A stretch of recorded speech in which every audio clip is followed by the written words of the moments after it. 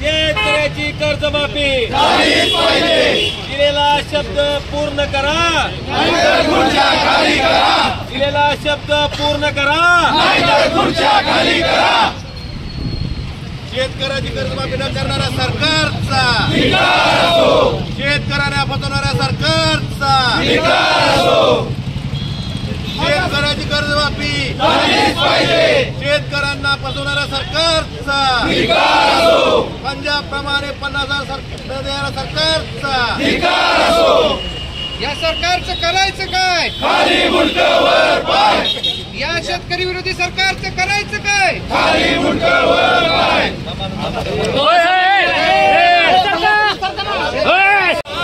शेतकऱ्यांना न्याय, शेतकऱ्यांना न्याय, जिंदाबाद जिंदाबाद जिंदाबाद जिंदाबाद शिवसेना जिंदाबाद. जिंदाबाद जिंदाबाद शेतकऱ्यांना न्याय, शेतकऱ्यांना न्याय, शेतकऱ्यांना न्याय. या शेतकरी विरोधी सरकारचं करायचं काय? खाली मुंडकावर पाय. शेतकरी विरोधी सरकारचं करायचं काय? खाली मुंडकावर पाय.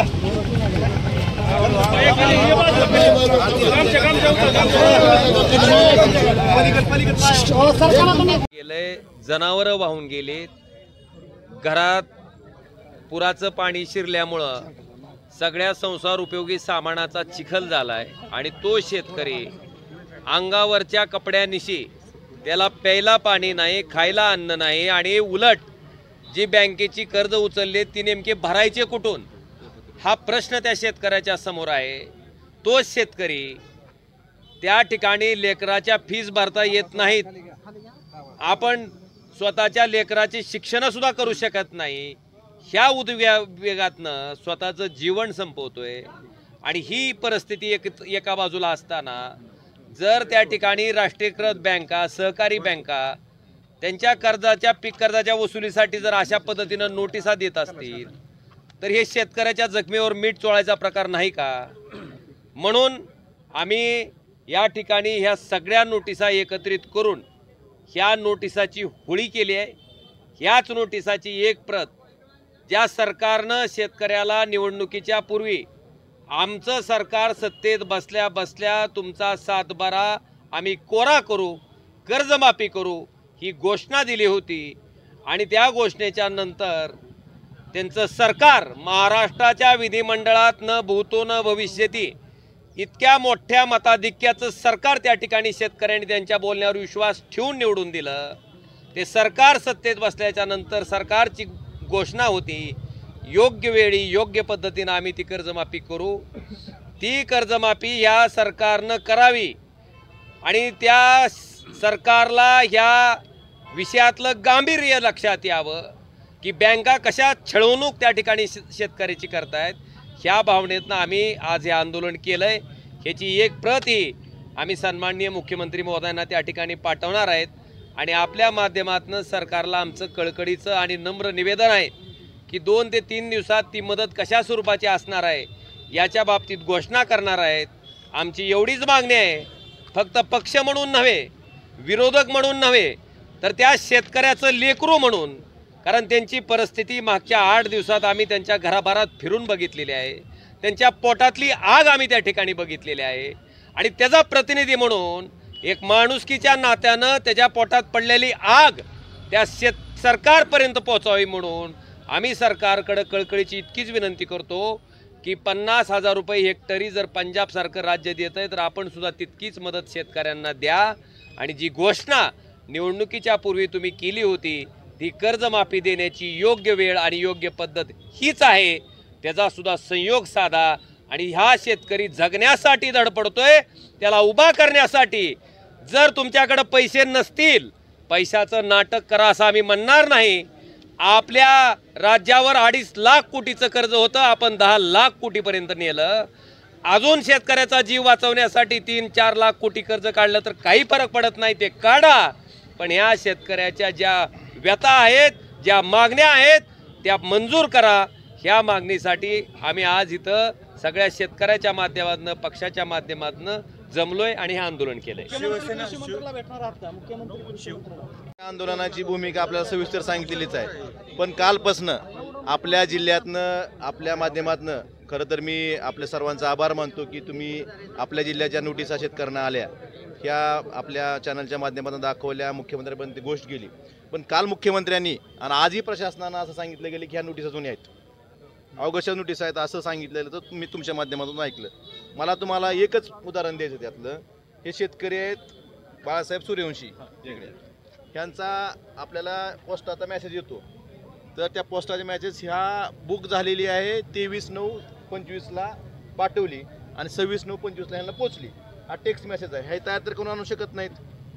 प्रशासन एवढं कसं बोलू शकतं की जुन्यात नोटीस आहेत? म्हणजे स्वतःची जबाबदारी झटकण्यासाठी, म्हणजे मुख्यमंत्री स्वतः काल बोलले की जुन्या नोटीस आहेत, मग 26 सप्टेंबरला मिळालेली नोटीस जुनी असू शकते का?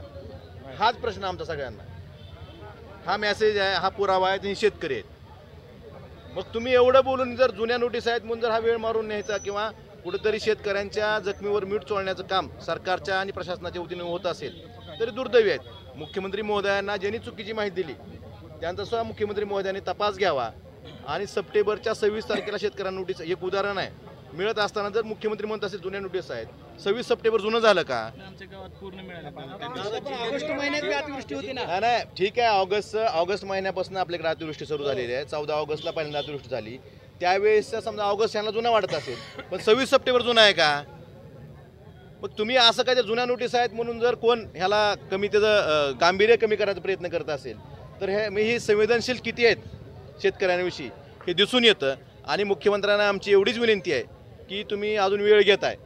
खरं तर कालच्या कॅबिनेटमध्ये आशा होती की काल निर्णय होईल, जाहीर होईल. आता ऑगस्ट महिन्याचं, जून ते ऑगस्ट महिन्यामध्ये जी अतिवृष्टी झाली होती त्याचे पैसे आलेत, त्याचं वाटप सुरू आहे, ते 8,500नंच आलेत. ते पैसे खरं तर आपण पंजाबप्रमाणे मागणी केली होती त्याप्रमाणे काहीतरी होईल अशी शेतकऱ्यांना अपेक्षा होती, पण दुर्दैवानं त्या 8,500 रुपये म्हणजे 3400 रुपये एकर प्रमाणात पैशाचं वाटप सुरू आहे. मग हे कधी घेणार शेतकऱ्यांच्या बाबतीत निर्णय सरकार? मला एवढं सांगायचं की तुम्ही जुन्या नोटीस आहेत, आम्ही बँकेवर कारवाई करू, काय केली कारवाई हाही प्रश्न विचारायचा आहे. दाखवा एका बँकेवर गुन्हा दाखल केलेला, नोटिसा पाठवल्या म्हणून. जिल्हा मध्यवर्ती बँकेसारखी बँकसुद्धा कालच आम्ही माहिती घेतली की 1369 शेतकऱ्यांवर 101ची कारवाई प्रस्तावित केली. मग हे काय 101ची कारवाई नंतर जप्तीच होते शेतकऱ्याच्या जमिनीची. शिवसेना या संदर्भात आक्रमक राहील का, आंदोलन करणार आहे का? आम्ही आता सांगतो, आज जाळलेला आहे, आम्ही मुख्यमंत्र्यांना नोटिसा पाठवणार आहेत. आणि इथून पुढं जर बँकाने कुठल्या बाबतीत जर असं चुकीचं पाऊल उचललं तर आम्ही आमच्या स्टाईलने त्यांना उत्तर देऊ. आणि बँकांना तुमच्या माध्यमातून एवढंच सांगायचं, प्रशासनानं सांगितलं होल्ड काढायचं, तरी रोज शेतकऱ्यांचे फोन येतात, अकाउंट आमचे होल्ड काढलेले नाहीत. तर सरकारला विनंती आहे की तुम्ही एकच राज्यस्तरावरनं स्टँडिंग इन्स्ट्रक्शन द्या आणि सगळ्या शेतकऱ्यांचे, सगळ्या बँकाचे जे अकाउंट होल्ड केलेले आहेत थकबाकीचे, प्रत्येक शेतकऱ्यांना जायचं, त्या ठिकाणी मॅनेजरच्या मागं लागायचं, साहेब विनंती करायची माझं अकाउंट होल्ड करून द्या. आता शेतकऱ्याला सोयाबीन काढायला मजुरी द्यायला पैसे नाहीत आणि त्याचं अकाउंट होल्ड आहे, त्याच्या खात्यावर जे पैसे जमा झालेले असतील थोडे बहुत 5-10 हजार ते सुद्धा काढायला त्याला मुभा नाही. म्हणजे हे कुठली पद्धत आहे? हे हुकुमशाहीच्या पुढची पद्धत आहे. आता जरी सरकारनं संवेदनशीलपणे वागून हे अकाउंट होल्ड करायचं, एकाही शेतकऱ्याला जाऊन तिथं विनंती करायची वेळ येऊ नका. एवढं वाईट होऊन सुद्धा शेतकऱ्याला अर्ज द्या म्हणतात बँकेत, आम्ही परत पैसे भरू. हे कशाला? अकाउंट एक स्टँडिंग इन्स्ट्रक्शन द्या, सगळ्या बँकेचे जे अकाउंट होल्ड केलेले आहेत हे सगळे अकाउंट अनहोल्ड करायचे, मुख्यमंत्र्यांनी आदेश द्यावेत आणि त्याप्रमाणे कारवाई व्हावी. नुसतीच मीडिया पुढे आदेश देऊन ते होणार नाही, प्रत्यक्ष आदेश देऊन त्याची अंमलबजावणी करण्याचं काम सरकारचं आहे. नवीन नोटीस काढू नका असं जिल्हाधिकाऱ्यांनी सांगितले. ह्या जुन्यात तुम्ही ते सांगितले जुनी 26 सप्टेंबरची, माझं म्हणणं एवढं आहे, 26 सप्टेंबरची नोटीस ज्यांना 4 दिवसापूर्वीची नोटीस तुम्हाला जुनी वाटते का? मग एवढं तुम्ही म्हणजे एवढं जग फास्ट झालंय का तुमचं? 4 दिवसापूर्वी उलट ऑगस्टमध्ये अतिवृष्टी झाल्यापासून धाराशिव जिल्ह्यात शेतकऱ्यांना नोटीस यायचं प्रमाण वाढलेलं आहे. आता ह्यांना काल मिळाली नोटीस, काल 26 तारखेला रेकॉर्डली आला, पोस्टात 26 तारखेला आली असली तर ह्यांना कालच शेतकऱ्यांना नोटीस येणं सुरू कालची नोटीस समोर शेतकऱ्यांना बोला, आम्ही असं बोलत नाही. बोला तुम्ही सांगा. स्पीड पोस्टानं आलेली नोटीस आहे, त्यांनी सही करून घेतली, पोस्टमननं माझी सही घेतलेली आहे. तुम्हाला ह्याचा स्क्रीनशॉट सगळ्याला पाठवतो, बोला. सर, ह्या सरकार जे आहे ना, शेतकरी सरणापर्यंत गेला तरी त्याला नोटिसा पाठवणं आणि त्याला कॉल करणं असं यांचं धोरण आहे. बघा सर, सोयाबीनला जरी अतिवृष्टी झाली नसती अतिवृष्टी झाली नसती तरी सोयाबीन परवडत नाही. सोयाबीन 44 सेना चालू आहे, बरोबर आहे. तर वरून अतिवृष्टी झाली. आज जावा सगळ्या मुथूट फायनान्स सगळ्या बँकामध्ये सगळं सोनं शेतकऱ्याचं आहे. म्हणजे बायकोचं मंगळसूत्र ठेवावं अशी परिस्थिती आहे. सोनं गहाण आहे, सगळं गहाण आहे. समोर दिवाळी आहे, खर्चाला पैसे नाहीत, शाळेंची फीस भरायची आहे, शाळा सगळ्या पाण्यात आहेत. एवढी भयंकर परिस्थिती असताना मी म्हणतो की सरकार कुण्यातरी गोष्टीचा शेतकऱ्यावरती जाणून बुजून हा का तर बस पकडायला लागले. जणू आम्ही दुश्मन आहोत किंवा आम्ही शेती विकावी किंवा विकून शेती आम्ही करू नये किंवा आम्ही कामगार म्हणून पुणे मुंबईला जावं अशी यांची इच्छा असेल. कारण हे सरळ सरळ दाबण्याचा प्रयत्न आहे. आत्महत्या व्हायला लागलेत. म्हणजे फोटो बघितला ह्यांचा, ह्याचा फोटो असं वाटतं की शेतकरी दुश्मन म्हणजे किंवा आम्ही दुश्मन असं बघायला लागलेत ते. सरसकट सर्वसामान्य शेतकऱ्याचं अधिकाऱ्यामार्फत सगळ्या बँकांना आणि आम्ही लीड बँक मॅनेजरला सुद्धा सांगणं आमचं आहे की हे होल्ड जे आहेत तुम्ही प्रत्येक शेतकऱ्यांच्या बँकेत जायचं, तिथून मग कुठल्या लोकप्रतिनिधीला फोन करायचा, मग बँकेचे मॅनेजर त्यांच्याकडून अर्ज लिहून घेणार, मग ते म्हणणार आम्ही हेड ऑफिसला कळवू, त्यांना विनंती करून मग होल्ड करणार. ही जी प्रक्रिया आहे ही प्रक्रिया कशासाठी?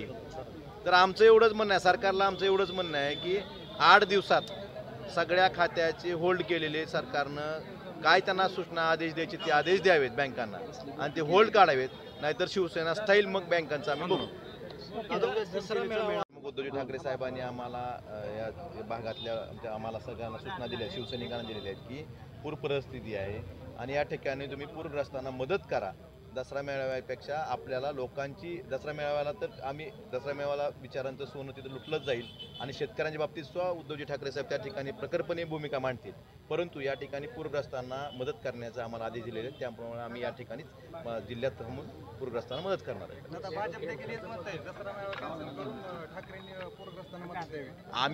आम्हाला उद्धवजी ठाकरे साहेबांनी तेच सांगितलेलं आहे. त्यामुळं आम्ही या ठिकाणीच शिवसेनेच्या वतीने जी मदत आली ती सुद्धा आता वाटप चालू आहे. त्या पूरग्रस्तांना मदत आणि त्यांनी आमच्यावर जबाबदारी, आम्ही इथले लोकप्रतिनिधी आहेत, त्यामुळे इथं थांबूनच आम्हाला उद्धवजी ठाकरे साहेबांनी सांगितले दसरा मेळाव्याला येण्यापेक्षा तुम्ही जिल्ह्यात थांबूनच पूरग्रस्तांना मदत करा.